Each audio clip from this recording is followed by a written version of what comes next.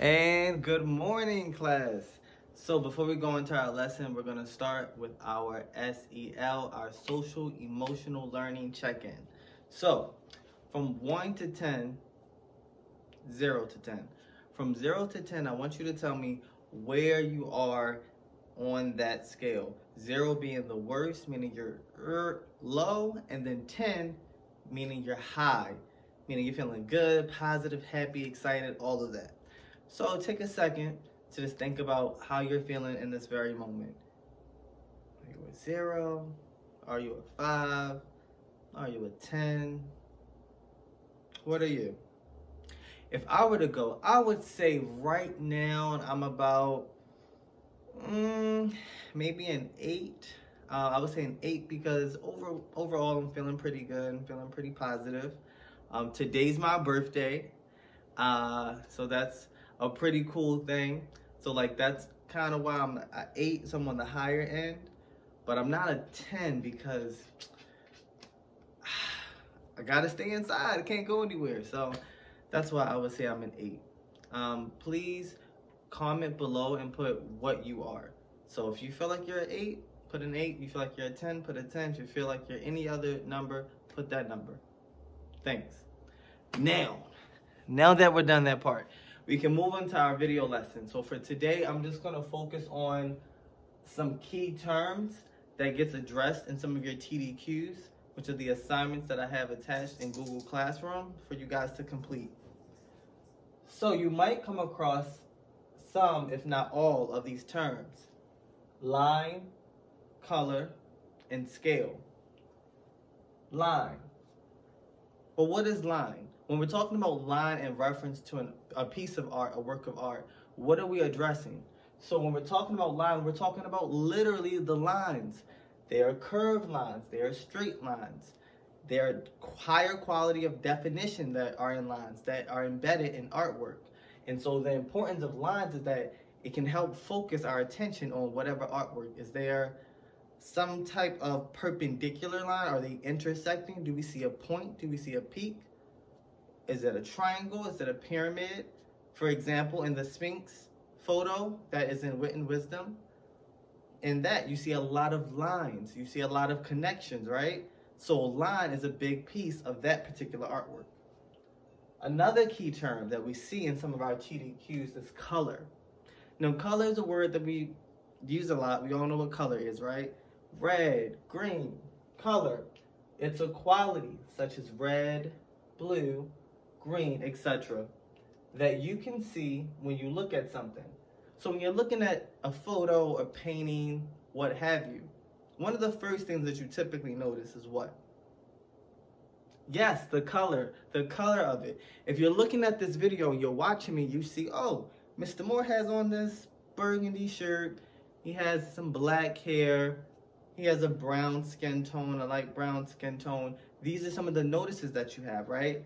So color, I feel like, is one of those easier terms when we're talking about art, because it's something that we can grasp and get easily, right? So that's color. Now, the next thing that we have that I find might be a bit more of a difficult term for you all is scale. So, scale is how big or how small something is compared to what it is around it. So when we're talking about scale, a lot of times we're using a lot of references. So we may say, well, this is so big, it's about maybe 5 Mr. Moores. It takes 5 Mr. Moores to reach the height of that building. And so you may say Mr. Moore's about 5'5". So if it takes 5 of them, it's probably about like 27, 28 feet tall, something like that. So when we're talking about scale, we're looking at how one thing is in reference to something else. And so, and again, in the pyramid, you may see somebody who's 6 feet tall, but it takes a lot of them to get to the actual height of the pyramid, which is approximately 66 feet tall in height.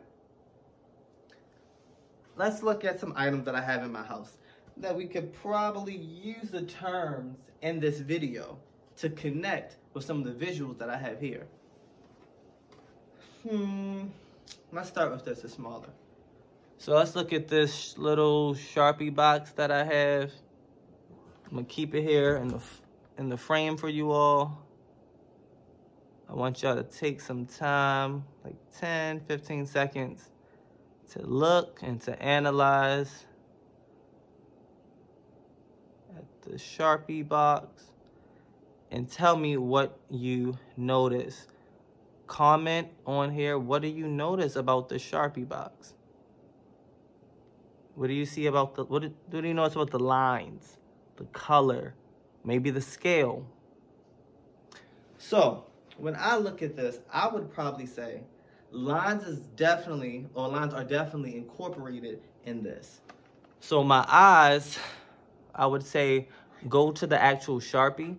I see that this has some sharp lines here, even in the heading, the border, the frame. There are sharp lines. There are curved lines here for Sharpie. There's a purple color.